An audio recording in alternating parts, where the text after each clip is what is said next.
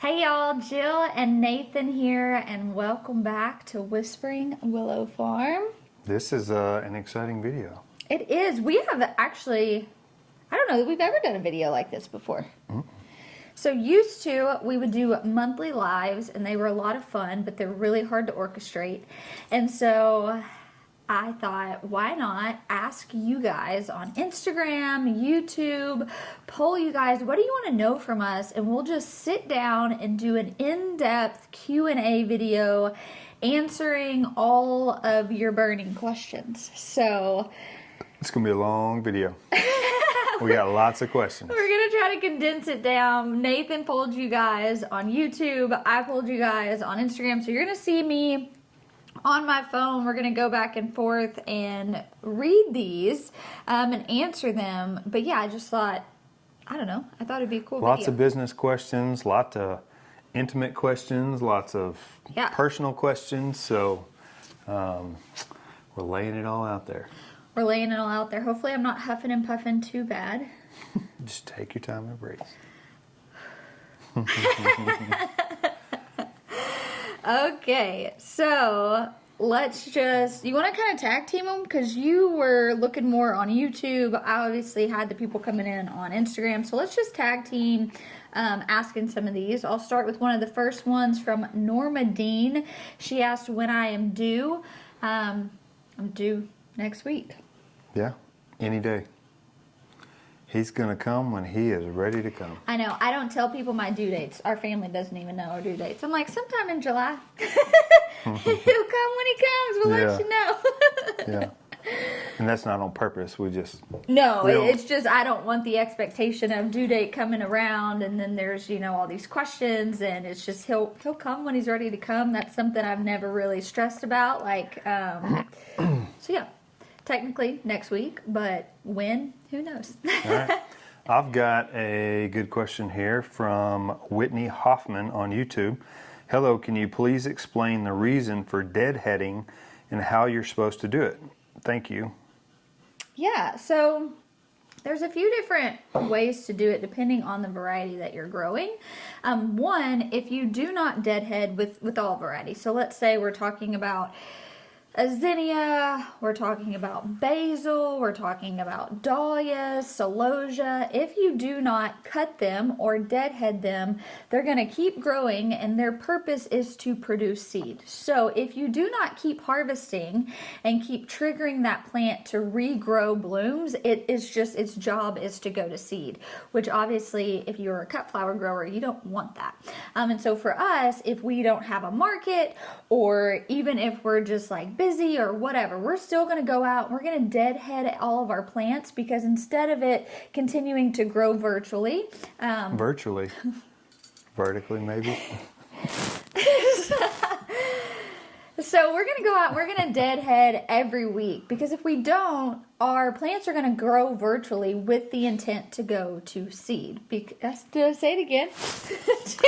We're not editing this. We are not editing this out. Second time in a row. What she meant to say was they're going to grow vertically. Yes, and their job is to go to seed. There's no way I said it again. You said it twice.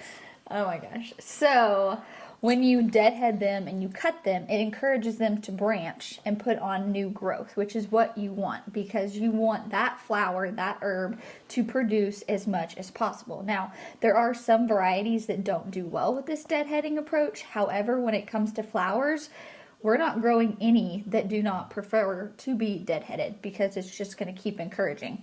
As far as where you deadhead on them, that is very specific to the flower. I have so much content out there showing you guys how to prune and deadhead, so just go back and research, or if you have a question about a specific flower, let me know. But that's why, to keep it in production. Yeah, we definitely don't want them going virtual, so. Yes. Okay, you turd. Okay, this is from 4 Boys and a Farmhouse. Bless you. How do you manage weeds? Your girl is struggling. We were just talking about this. We dedicate probably a half a day a week. We try to dedicate a half a day a week, and we don't. We don't. The truth is, if you're growing organically, we were talking with someone about this weekend. If you're growing organically with natural practices, there's no way to manage weeds efficiently. Not in the South. Really, yeah. Not really anywhere. I mean, and depending on how big your space is, for us, we have a very, even though we're growing on like an acre and we're very efficient with that, we have, almost 5 acres. To manage weeds effectively, organically, and naturally on 5 acres, it is not even possible. And so I think for me, through the years, I've had to reshift my expectations. I've talked to a lot of organic market farmers and realizing that they don't manage weeds either. They manage bed prep. They manage cultivation in beds. And so that is something we've really shifted to, is just making sure that our growing spaces particularly are well. We also densely plant, which helps shade out a lot of grass seed and different weeds from sprouting. So that's something I would recommend. But as far as like hedges and in between beds, like in the raised bed garden, it's a hot mess. It is a hot mess. Yeah, it's so hard. And when we're out there harvesting or out there watering or whatever we're doing, if I notice, some weeds or some grass, I'll try to pull it, just because if I don't, it just takes over. And we've got lots of areas on this farm where they have just taken over. Yeah. One, set yourself up on a weekly schedule. We do cultivate once a week, and we get done what we can get done in that week's period. But again, that's a hard one, unfortunately. Yeah. And that kind of ties into this question here from Twig and Bloom Goods on YouTube. Have you always been so organized? This is a struggle for me, but so necessary since I juggle so many hats, homeschooling, housekeeping, flower farming, lots of other things. I'm trying to improve on that next year. I know discipline is part of that, which I do have. I think I need help with the systems. Any tips on how to get more organized in every area of life would be amazing. Well, I'm certainly not organized in every area of life. And I was certainly not organized on the farm. I am just such a free spirit that I feel really restricted by organization, to be honest. Like, I feel like I'm being put in a box. I don't enjoy it. I don't like someone telling me how to do things, and I don't like painting within the lines, right? And so that is a lot of how I started our business and our farm, was I would grow what felt right. I would, and there's so much to be said about growing with just like intuition and gut feeling, and I'm so like, I respect that. But I had a real pivotal moment in our business where I realized our business was suffering because of my lack of organization, and we also weren't being as profitable. Now, you guys know we've always been a for-profit farm, so when I realized I was sacrificing profit because of just how much of a free spirit I am, I knew that I was going to have to make some adjustments, and that was a very hard transition. Do you have something to add? No, I keep going. I've got something to add, but I'm gonna see if you cover it first. Okay, so for me, it was really hard. I decided to make daily chore tasks. I do talk about this in my book, The Tiny But Mighty Farm. I think it's really important. I also felt really overwhelmed by the task, which made it hard to get organized. And so I realized if I could create a day on the farm that was designated to something, and I did that day, and it got addressed on a weekly basis, it wasn't like I was spending all week doing this one task like weeding and getting very burnt out. There was a day where we transplanted, a day when we seeded, a day when we harvested, a day when we cultivated, a day when we delivered. And because each day had a set rhythm and routine, it made it a lot easier for me to be organized. It also really helped me avoid burnout of feeling like, oh, I haven't tended to the weeds in 3 weeks, and now I've got, a whole week worth of work. That's going to get real old real quick. And so for me, getting organized stemmed from being necessary for the growth of our business. I'm so glad I did it. As far as everything else, I'm just now in this nesting stage, and my house has probably been cleaner than it's ever been, but I don't keep a clean house. I don't stay on top of laundry. Things things struggle in other areas. But on the farm, since that is our business, that's how we're making income, I've had to be more diligent about whether I want to be organized or not. And now I actually feel like I thrive in that. I have to have a list for everything. Before I go to bed, there's a list for the next day listed in like what's top priority. I feel like get on to Nathan all the time. Like, where's your list? Like, the night before, you need to be sitting out. You need to have a list. We need to know what's priority just to wake up and be like, oh, what are we doing today? First of all, that drives me First crazy. of all, it doesn't matter what my priorities are. It matters what her priorities are. Whatever. And so I do want to add something to that. So when she started doing that, I was so proud of her because she did realize, hey, you know, I can't just run a business willy-nilly. I can't just be a free-spirited running this business. And she started time blocking. That was another thing. She created the task, but then she time blocked. So she knew, you know, I have X, Y, and Z I have to do before 10 o'clock, or I'm blocking off this time. And our friend Natalie, I think, really opened your eyes to that and helped you with that. And that you struggled with that at first, but I believe she does a great job now, especially on the days she knows she's inside. She has her list of things to do. And if she doesn't get it finished within that time block, she moves on, you know, because she knows she has other things to do. Which actually keeps me really fresh and creative because I would just burn myself out where like my brain wasn't even working, especially when it came to like, you know, writing a book, or I write for a lot of magazines, or I do a lot of digital content.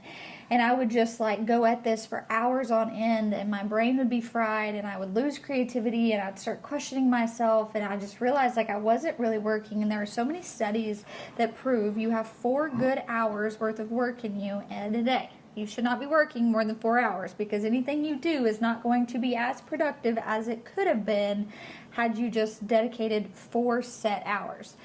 And at first I'm like, 4 hours? There's no way I can only work 4 hours in a day. But the reality is that was so true. So for things that don't require thought, trellising, pruning, planting, harvesting, I schedule all of those outside of that 4-hour time block because I can do that literally in my sleep. But the things that require creative energy, the things that require brain power, those I'm blocking off in those, you know, hour increments, and I don't work on anything longer than ideally 30 minutes to an hour at a time, just to keep me fresh. And so I do recommend that. I do think that's very helpful. Yeah. I think I noticed a big I guess boost in productivity when she started doing that. So she would just get so burnt out, so frustrated, you know. So proud of you, babe. Thanks. Here is one from Kelly Alder. Do you believe you're close to giving birth? You know the signs. No. Hope so. I don't know that I know the signs. She does. Don't let her. No, pull you. with June, for real. I had no idea prior to waking up in labor that morning that I was even close to giving birth. You think? It's been so long ago. I know, it's so long. No, I personally do not feel like I'm close to giving birth. Yeah, the kids they're like, he could come this week. I'm like, don't hang your hat on it. Mom is not really, yeah. So as of right now, when you guys are seeing this video, I do not believe I'm close to birth at all. Within a week, I think you're within a week to 10 days. I will say, with June, my mama intuition, I knew I was going over, and I set a very clear expectation of that, of like, she will come when she comes and she is ready. I also feel like when you're in the natural birth world, you know, I will not do anything to try to progress labor unless my midwife came to me and was like, hey, you're like nearing 42 weeks. We need to try things. I would not. Like, I'm a firm believer your body will work when it's time to work. And so I've never done any sort of like intervention to try to bring baby about faster. And so in June, I just kind of had this idea of like, all right, I'm going to go over and I'm going to mentally get myself in a good space and just tell myself she will come when she's ready and my body's ready. And so with him, and I was, 41 and 3 when I had June, and that did not surprise me at all. I told him I do not feel like I'll go 41 weeks with him. So I do feel by like that 40-week mark, I will have probably had him or be nearing getting close to having him, especially with just reducing the stress of work. I've officially checked off the last thing on my to-do list that has to be done, which I think will just allow my body to relax. You know, everything else now is like, I'm doing it because I can, not because I have to. So. All right, I have a question from Amber Lennox. What are your top few gardening and top few cooking tips? And do you feel God leading you guys in a different direction or along the same path you are now? What is your easiest and hardest food producing crops to grow? Great questions. That's a great question. I'll answer one, you answer one, because cooking tips would come from you. What are your top few gardening tips? I would say gardening tips, choose the right varieties.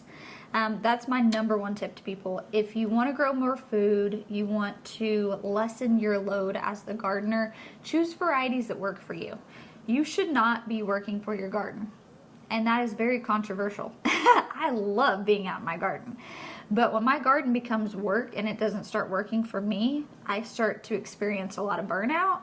And that's when people give up and they quit, right? Well, the garden's too hard. Is it really worth it? Well, of course it's worth it. But I find that it is especially worth it because my garden is very much so working for me and not the other way around, which allows me to manage it easier, allows me to enjoy it more, allows it to produce more. And so a lot of ways that I have really allowed and just worked through my garden working for us as a family and all the other hats that we're juggling is by choosing those right varieties and just really kind of setting ourselves up for success. So I would say reevaluate what you're growing. Is it really the best variety? Is it really producing what you want it to? Could you cut back on what you're growing and hone in on those things that you eat more? Those are some of my tips. And soil health. Yeah. Soil health goes right along. If your soil is happy and healthy, your plants are happy and healthy. It's true. So, variety and soil health. What was the other? Oh, cooking tips. My goodness. Just stay in the kitchen. Experiment. You know. Good oil. Good oil and good butter goodness. goes a long way. Yeah, so good cooking fats. So butter, we use, organic grass-fed butter, or we buy really good oils. And when I say oils, good olive oils. We do not use seed oils. I refuse to use seed oils. But we have a local shop near us, Squisitos, that makes infused olive oils, and they are amazing. I mean, just a little bit of an infused olive oil will change a dish dramatically. Yeah, it's like, think about elevating those simple ingredients, right? When you think about what you're growing in the garden, they're very humble, simple ingredients. And I would say even in this last year, Nathan's like, I want to experiment more with balsamics, with sauces. And so we're still taking those humble, simple ingredients we've always grown, and we're just elevating them with what we're marinating them in, what we're brining them in, what different balsamics are we making for our salads. And that has been like a flavor explosion. We have been eating the same foods we've been eating for a decade, and we've just been like, whoa, that sauce like totally elevated it. And I tell you something, for the last, 6-7 years, we've been reading labels, making sure that we're putting clean products in our body. But I never thought about seasonings. I was always looking at the back of a box or a package to make sure that, whatever we were purchasing didn't have preservatives and all this bad stuff in it. And then I started noticing that a lot of my seasonings that I was using had anti-caking agents, had all these preservatives, had all these things, and I was like, whoa, wait a minute. And luckily, we found Redmond and don't have to worry about that anymore. But just make sure you're putting clean, good ingredients, and just experiment. Yep. What was the last part of her question? And then, she asked, do you feel God leading you guys in a different direction or along the same path you're on now? That's great. That is a great question. God? You want to answer that one real quick? Been asking you a lot lately. No, we feel so called to what we do. I think for so many years, and this is where I feel like the shift is being, where I'm being called specifically to a shift, is I what is a good way to put this? So, yeah, maybe you could answer it for me. I can't answer this one, not in a 20-minute timeline. However, so much of my identity and worth is wrapped up in what I do and what I have to offer.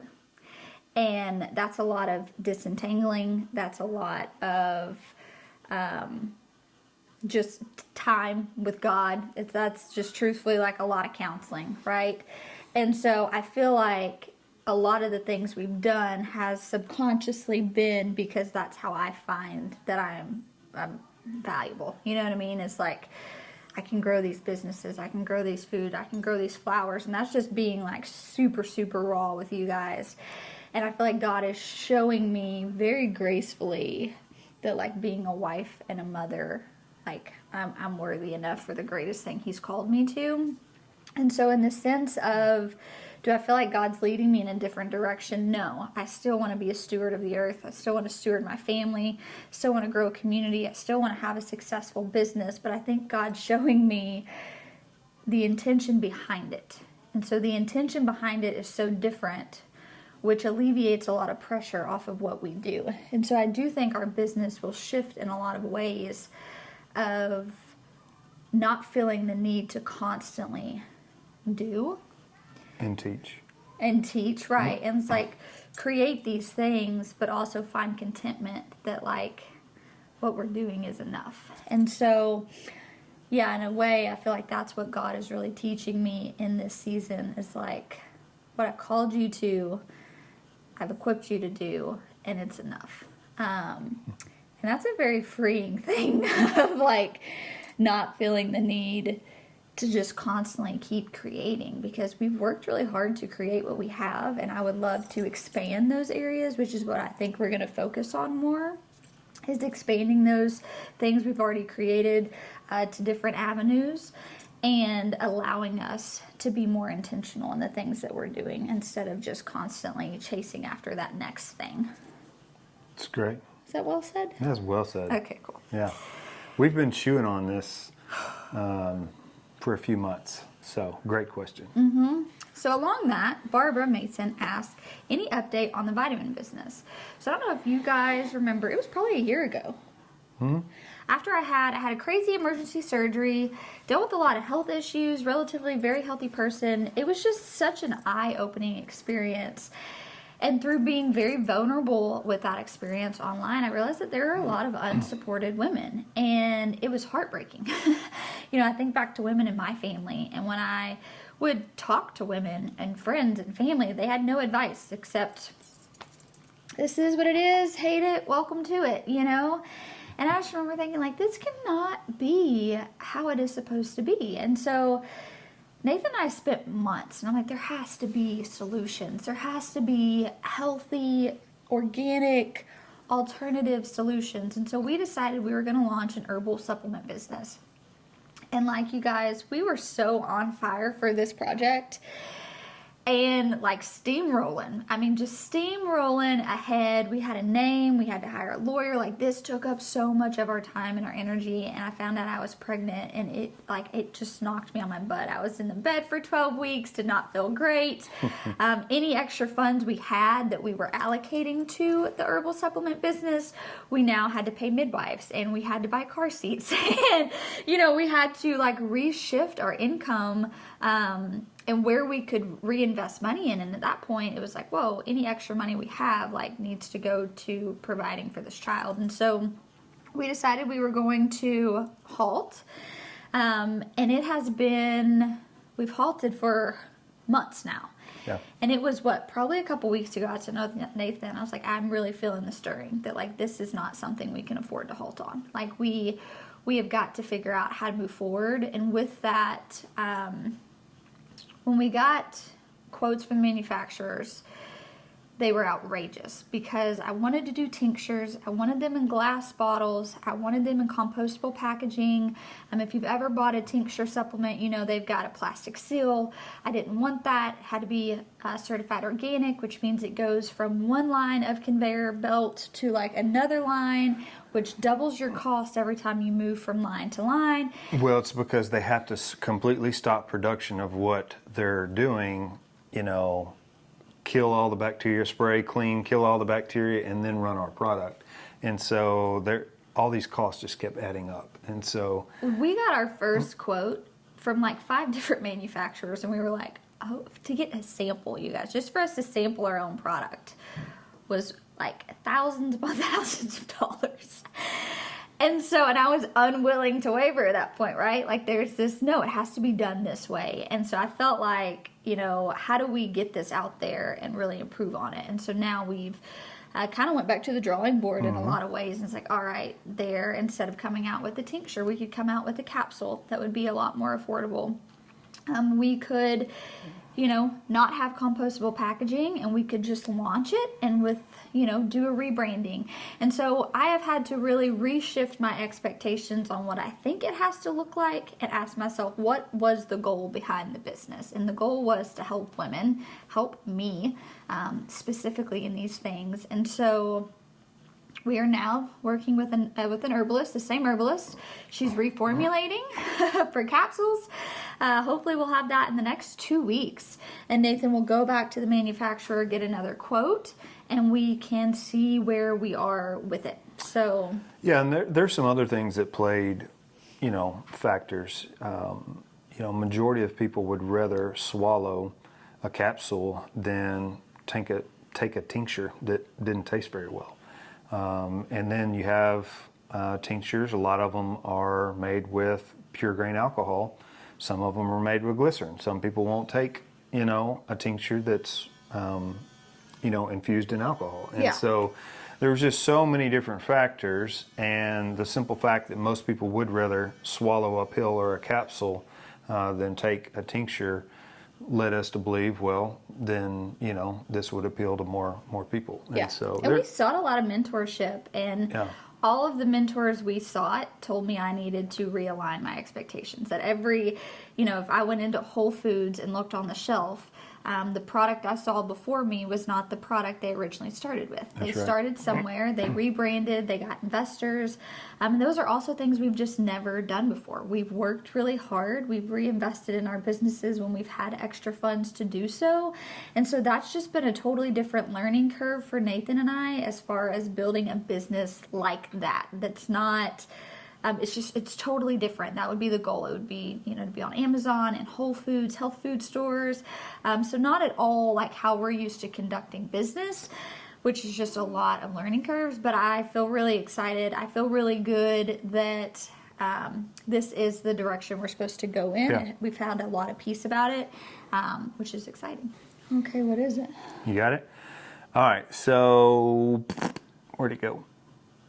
Barbara Mason on YouTube asked, how did you learn how to do the business items like creating your digital resources, workbooks, etc.?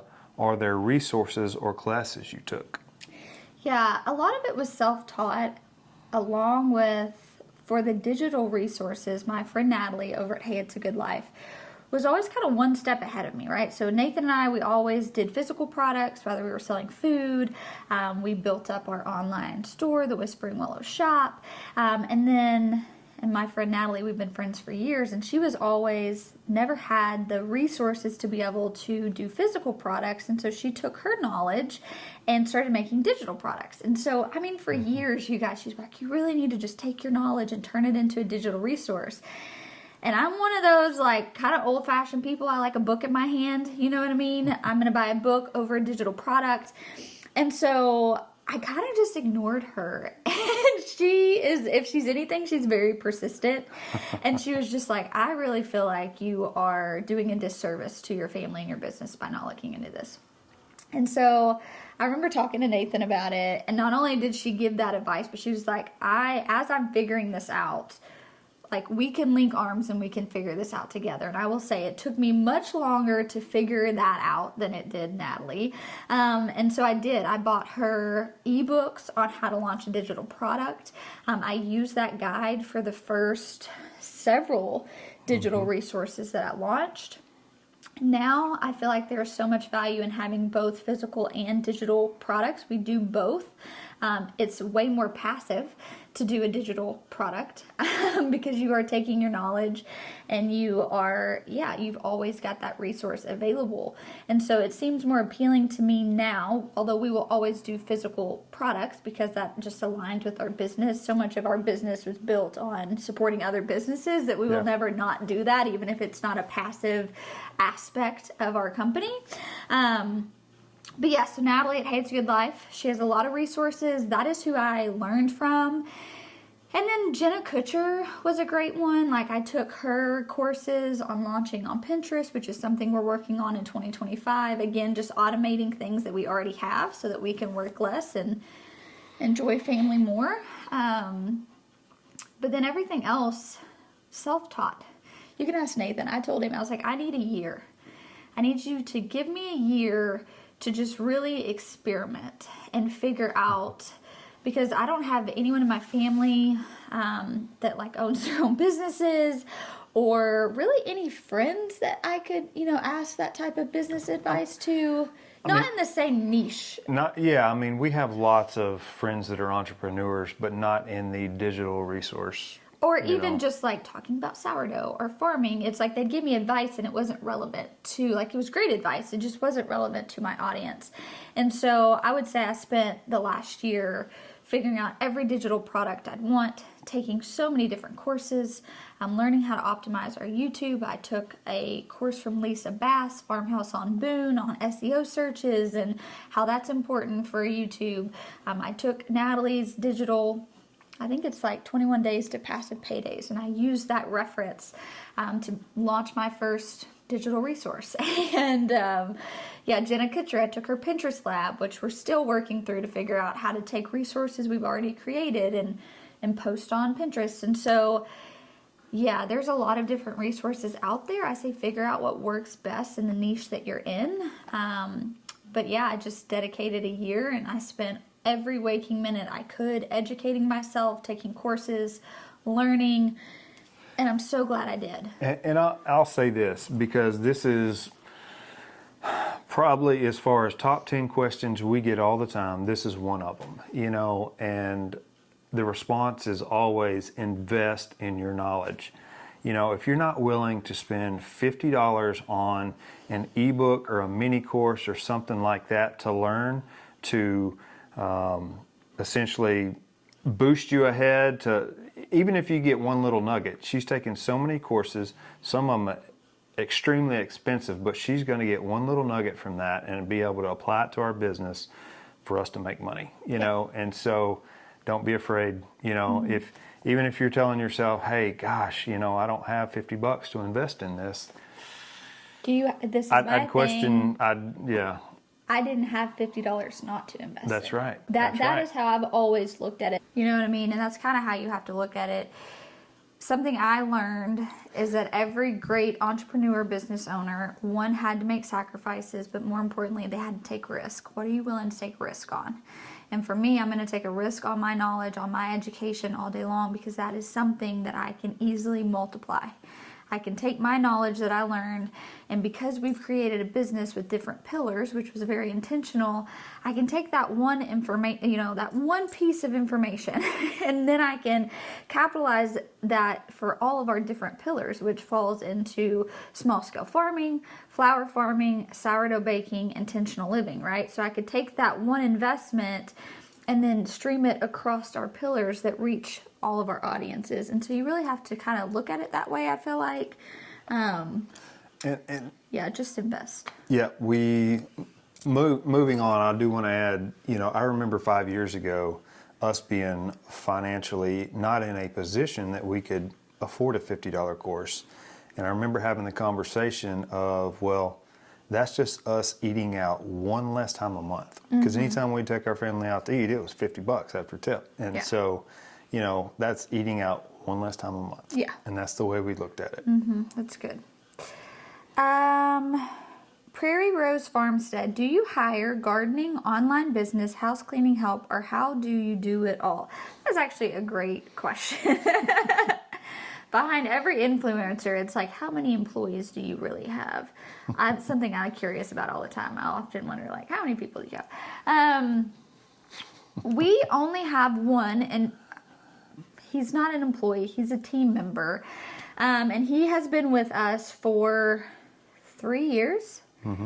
And so he lives in North Carolina, and he does, when we launched our website, like our new launch, he redid our whole website. He does all of our web development, all of our tech stuff. Nathan and I are not techie people. That does not bring us joy, and we don't know how to do it. And thankfully, it's such a great, like, he's not a full-time employee. He works 5 to 10 hours a week.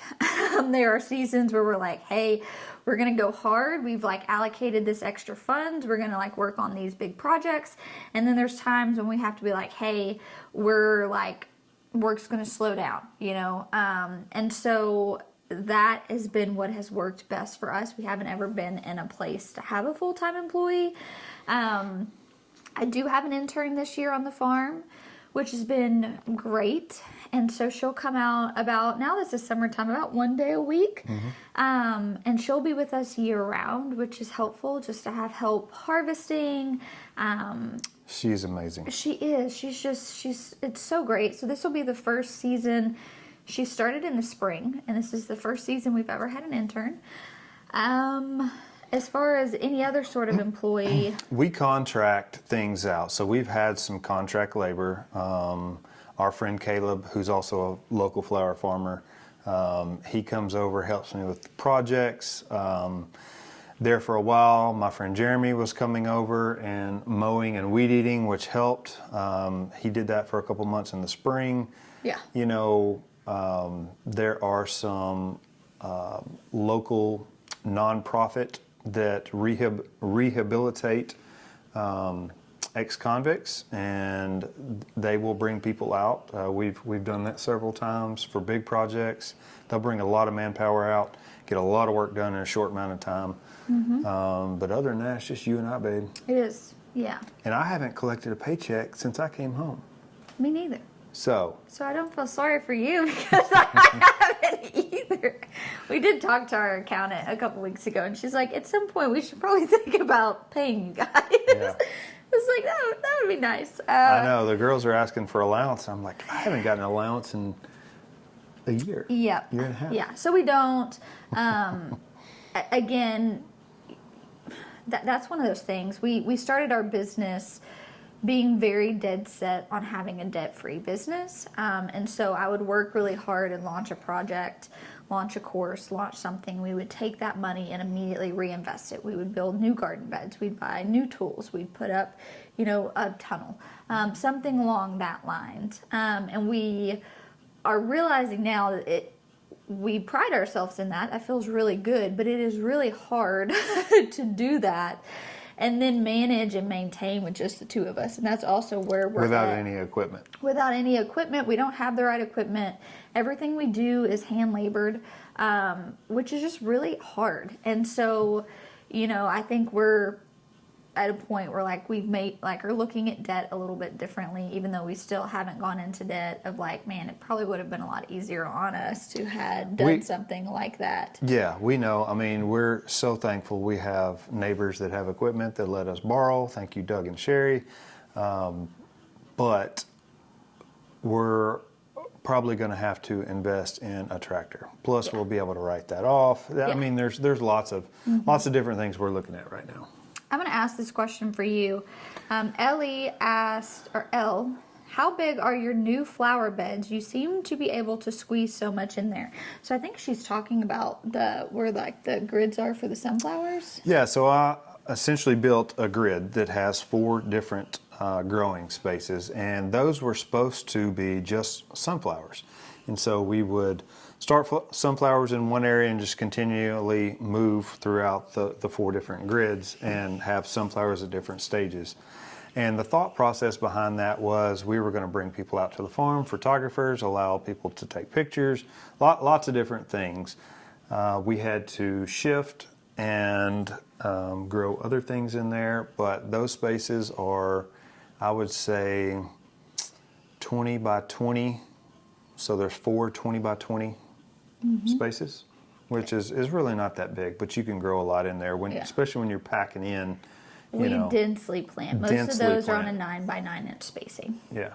Which is me, like, right now, squeezing sideways. Suck in. Neither one of us can suck in very well. So. All right, you got a few more. This is a great question. Amy K asks, or first she says, y'all are so cute. How do you plan your garden layout every year?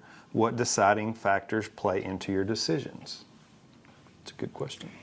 Yeah, I feel like I'm really bad with layout and garden design. That's not really my strong suit, to tell you the truth. Like, I wish I did better at that. I tell you, I'll take this one over. Yeah. Because I probably rely on you more of, like, this is what I want to grow. That's exactly what happens. What makes the most sense. And, like, this is what I envision for, like, a workshop and the aesthetic of it. Yep. So I'm the designer. No, she tells me what she wants to grow, and I essentially create the spaces. And it's been pretty tricky going from market gardening vegetables to flowers because we're so used to densely planting everything. However, running into being able to navigate through all of this stuff, I wanted to create something that, a beautiful space, but it allowed big enough walkways to be able to walk through, harvest, take pictures, bring people through. And so that's been kind of tricky, but. I do still recommend, though, like, just from an efficiency standpoint, when it comes to designing new spaces, I'm thinking less of, like, the logistics of it, but we still want, it's still 30-inch beds, 18-inch walkways, right? Like, we want to be able, when we cover crop it, or we tarp it, or we have to put row cover on it, or whatever we do, we want that standard with the market garden standards, because it's going to make it so much easier versus buying Hortanova netting, and we've got beds that are 120 feet long when your standard is 100 foot. So then you're having to buy 100-foot netting plus cutting 20 extra feet. And so that is something that we're thinking about is when we're building out beds and prepping new spaces, what is the market garden standard? Because we're going to have floating row cover, we're going to have insect netting, we're going to have Hortanova netting. What makes the most sense prepping those beds just for ongoing maintenance? And so I will say that is something that we do pretty standard aside from the grids, our beds in our tunnels, the beds we created outside for the dahlias. That's all, John Martin standards. And it depends on your goals. You know, if you're wanting to create, an experience, bring people on, you're definitely going to want to widen your walkways to allow people to walk through. And so I think it just depends on your goals. For me, it's like harvesting. It's nice to be able to harvest and then immediately turn and harvest the other side, which is how we're doing it. So it's like Nathan and I will go out there to harvest, or me and Danielle, my intern, will go out there to harvest. And so we're each getting, we're literally harvesting from one side, turning, and it makes it very, very efficient on just moving through things quickly. So yes, goals are like the number one thing that we are thinking through. Goals and efficiency, for sure. All right, so here's one from Broomstick Chick.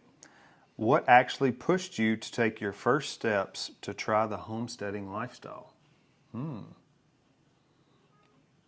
can think of that time when we dipped our toe into it, I would say. And it's so hard. Nathan gets on to me about this all the time. If someone asked me if I was a homesteader, I'd say no. I have worked so hard to build a small scale farm that homesteading and farming are vastly different, in my opinion. We are a profitable homestead. We'll say that. And I know. And I'm like, I worked so hard to get a small scale farmer that that's what I want to be known as. When I think of homesteading, and I actually lay this out in my book, what is a hobby farmer? What's a gardener? What's a homesteader? What's a full-time farmer? They're vastly different. When I think of homesteading, I think of someone that is growing with sustainability in mind to offset their family costs, but they're not doing this full-time, right? They're working jobs, but maybe they're raising and butchering chickens, or maybe they're, raising chickens for eggs. Like, it's not what they do. When I think of a farmer, I think of someone that this is their livelihood. They're living off their farm. They're selling for profit. Vastly different. And so when I even think about, like, what made you take your first steps in homesteading, I immediately think, well, when did we get our first animals? Because that's kind of signifies for me a homestead is like you're raising your animals to offset cost. Right. But I think there's lots of homesteaders out there that do it full time, and. But I would even argue they're not just homesteading. That's not their income, folks. Let me make that very clear. Yeah. And that's where I think I get a little frustrated with the homesteading community is they make it seem as though they are raising animals and they're growing food for their family, and that is how they're bringing in income. And let me tell you, that is not true. We raise our own animals. We do a lot of things. We have a lot of diverse ways we are bringing in income, but the homestead itself is not how we are able to do that. And I wish that was more clear, because more of us need to take initiative. More of us need to be raising our own animals. More of us need to have laying hens. More of us need to be growing our own food and being aware.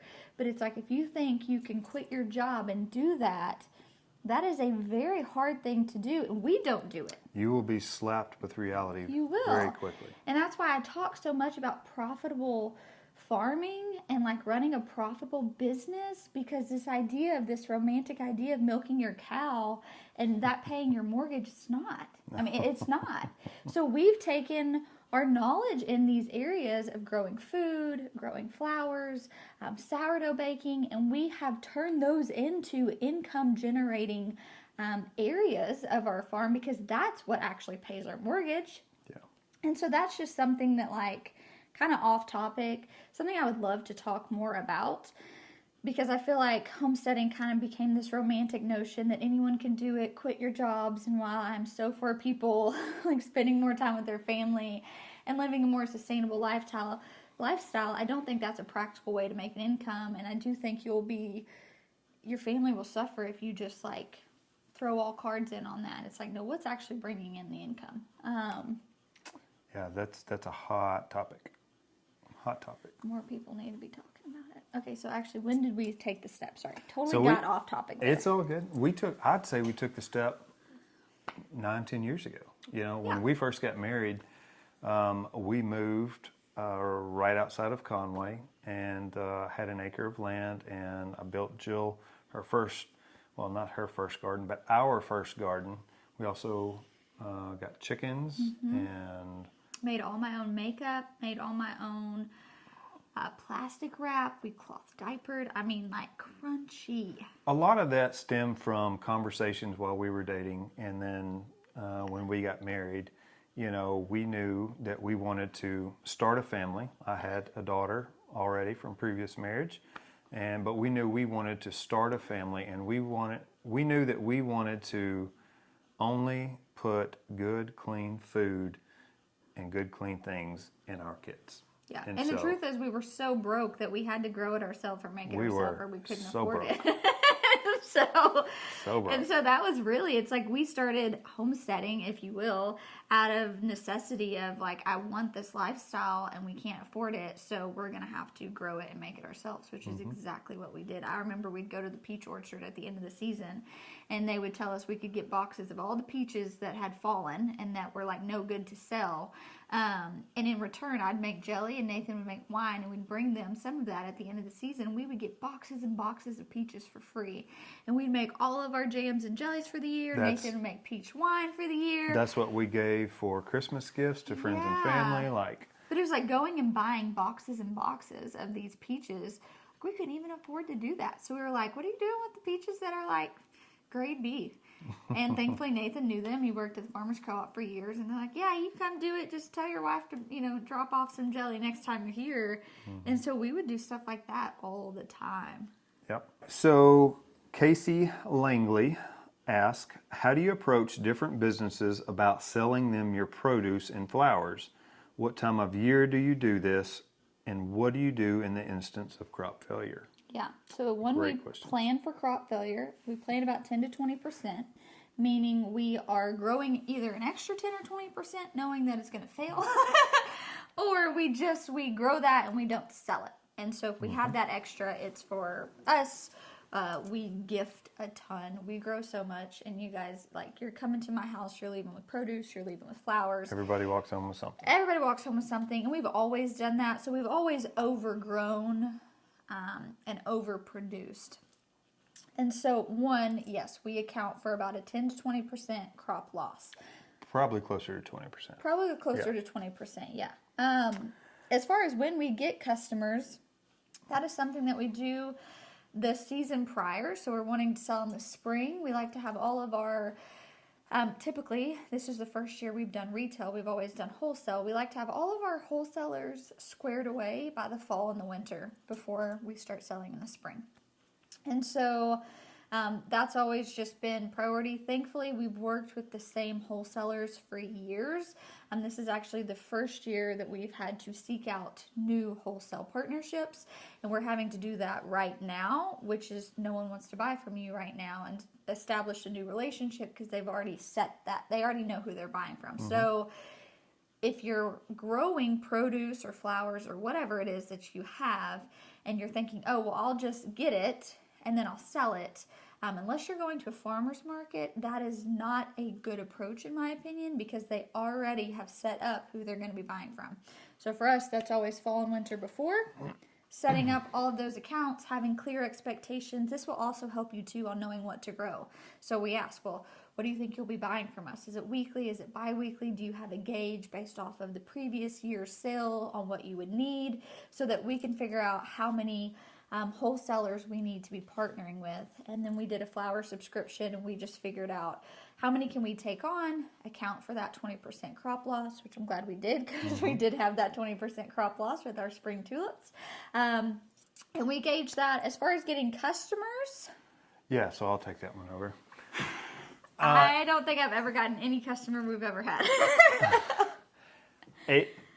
What I tell people is a smile and a free sample goes a long way.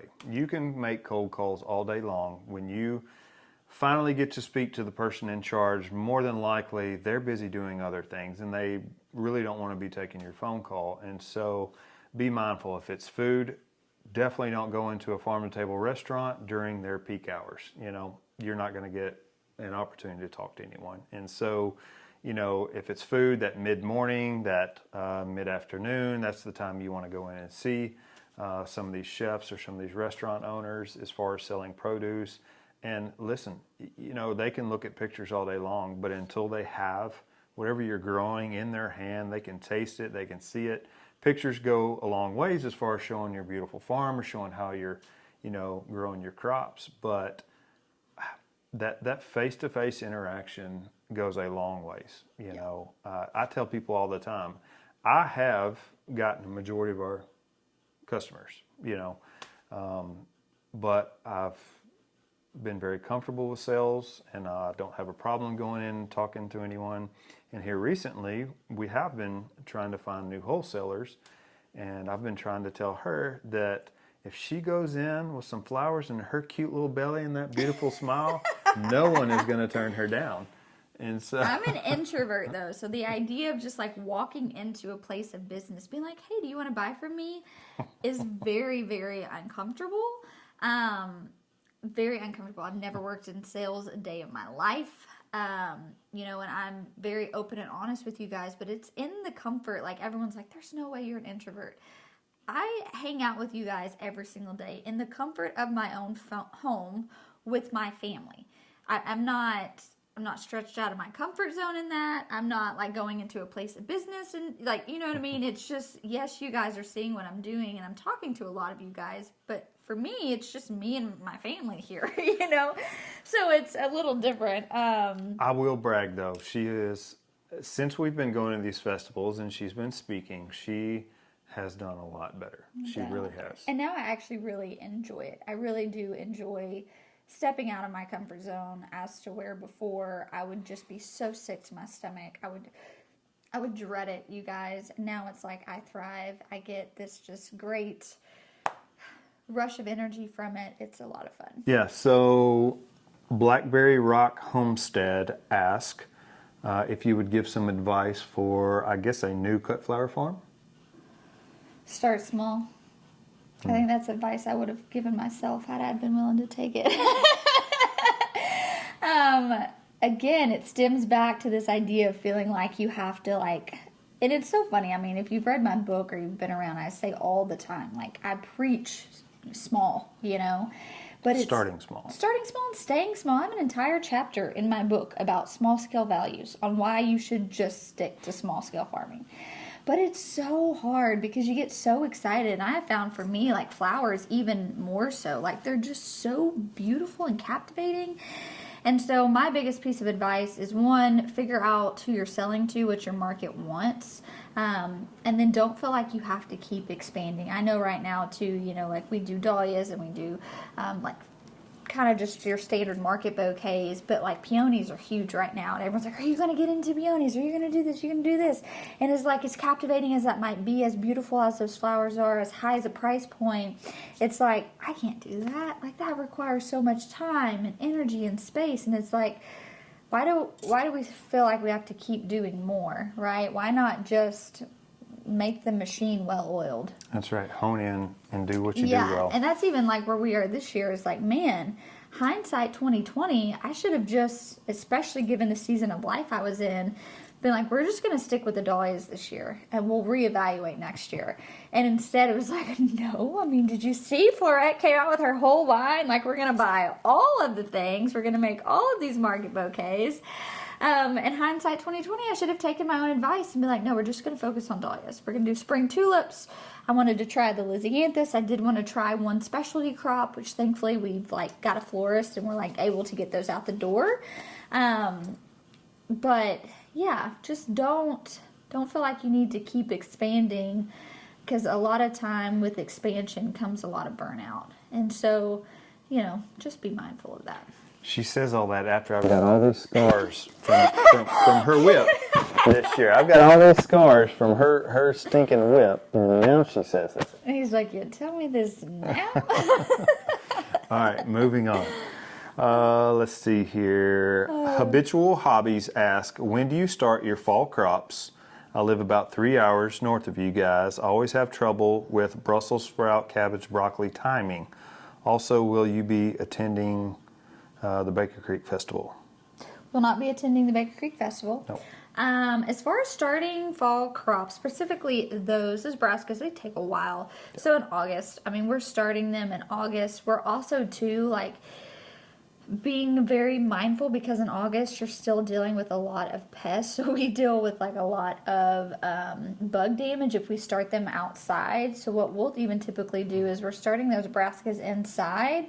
We will hit them with BT, move them out into the tunnel, and immediately put them under insect netting. That's right. Otherwise it's just brutal. Otherwise, those starts will never get off the ground, because the worms or the grasshoppers or whatever will attack them. And yeah, so August for me, so typically we're not doing a second wave of summer crops, which we've always done. And so typically 4th of July, I should have all my second round of summer stuff in the ground, started, ready to go out. I did plant cucumbers. This week, Nathan will be planting beans. But other than that, we're not doing a second summer wave, because obviously I'm trying to slow down to have a baby. But then August is like, all right, August shifts. Am I going to have overwintered flowers? What are we starting for fall? And that works really well for me. Even if you're growing outside of a tunnel, that's still a good window. If you need to put floating row cover on, you can certainly do that. So start with insect netting, replace that insect netting with row cover. I find that's a good window for us. yeah.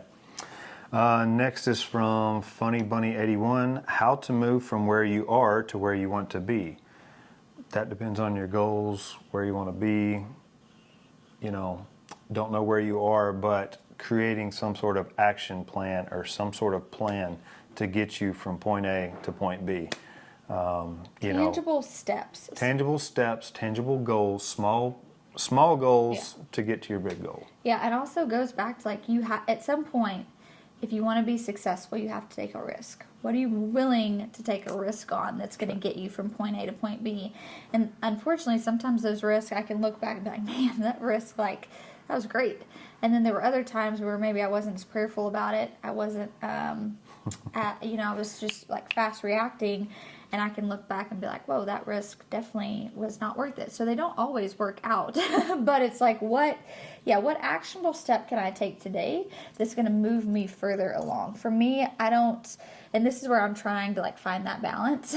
Nothing for me you do just off of a whim of it. It all has meaning. It all has purpose, especially with the business. It's all leading towards growth because this is what our family is doing full time. Neither one of us have had the luxury of doing something just for the heck of it. You know what I mean? It's like, well, how is this profit generating? How does this get us to where we want to go? The three things we're thinking about is how does this, educate, inspire, and encourage someone? And then that also provide for our family. And so figure out what those pillars are, those non-negotiables, and ask yourself every time you do something, is it aligning with the vision that you have for your business that's going to propel you forward? Yeah. And Barbara Mason asked how to get consistent income on a farm. That kind of ties into that last question. You have to create some sort of business plan, some sort of goal, and take those little... Yeah, what's your market? Yeah, there's lots. Diversifying your income is the biggest thing. Like if we just farmed, whether that was flowers or produce, we would never make enough money to sustain our family.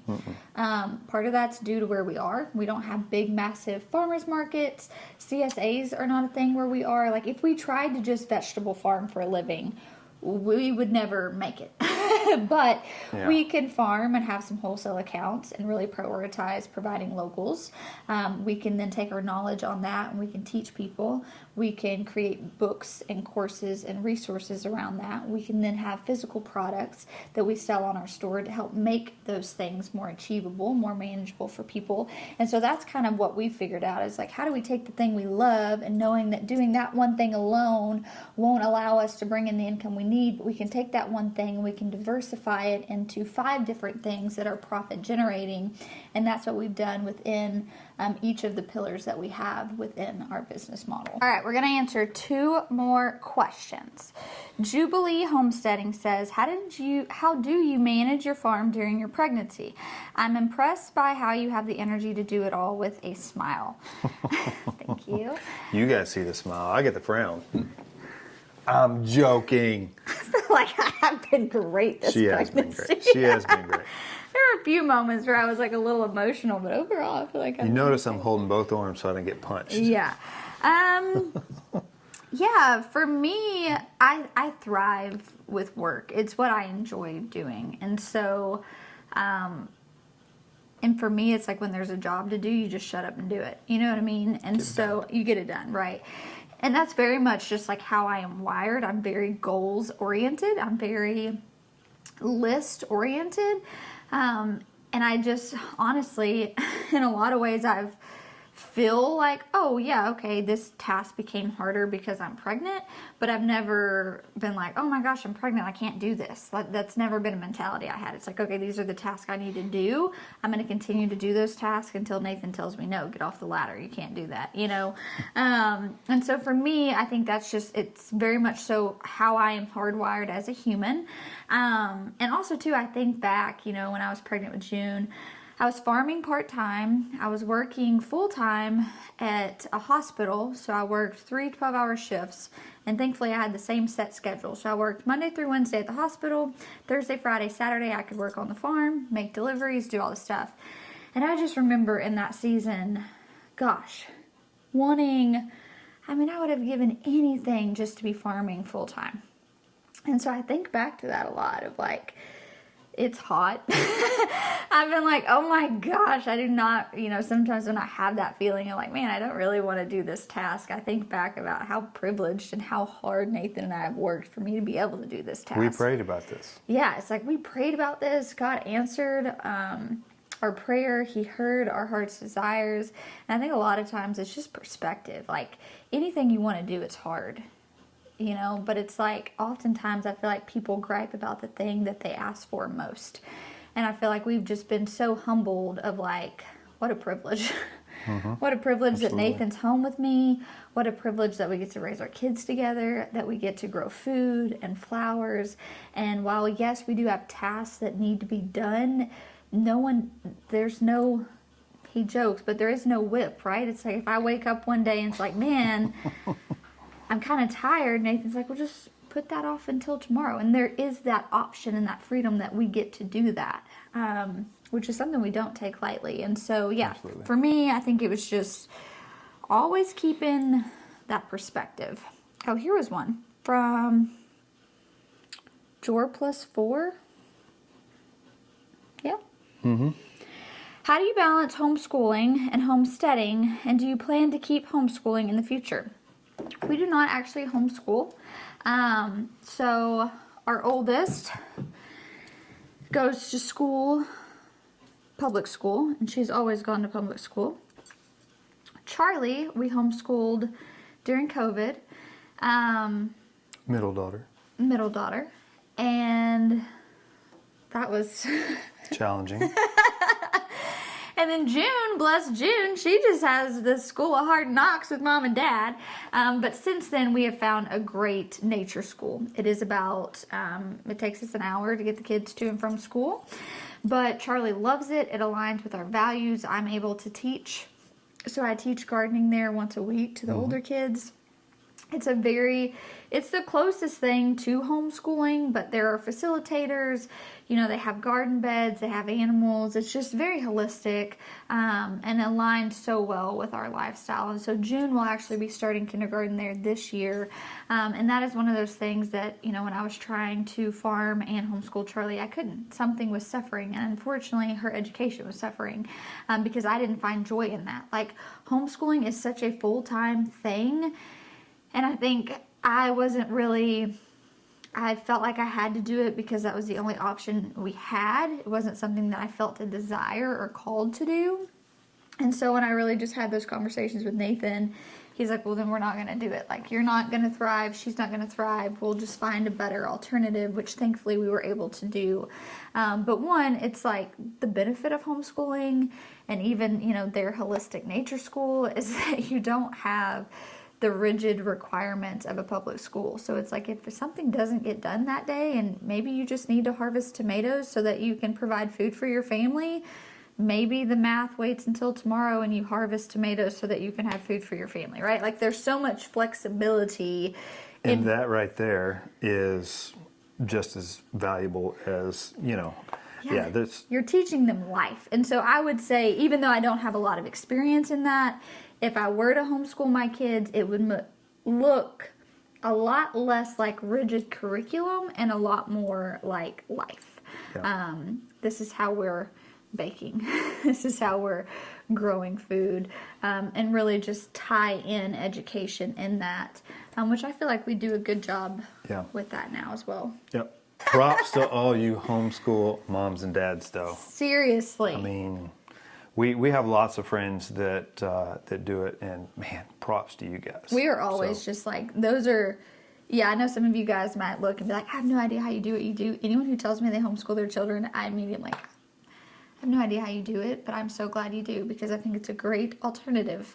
But yeah, so this was a long video. We didn't even touch it all. I have so many more. Nathan had so many more, but for the sake of this not being a 2-hour video and me trying to edit it, we're going to cut it off. You guys can email us if we didn't cover your questions. Email me, Nathan, at thewhisperingwillowfarm.com, and we will get back to you on that. How fun, though. I mean, talk about life. If you guys are still here, if we didn't bore you to death, so. Yeah, if we didn't bore you to death, hopefully you thought it was fun. But speaking of going to harvest, we're going to harvest some tomatoes, get some stuff ready to prep and put up. But thank you all for hanging out with us while we did this Q&A, and we will talk to you guys later. That's right. Bye, guys.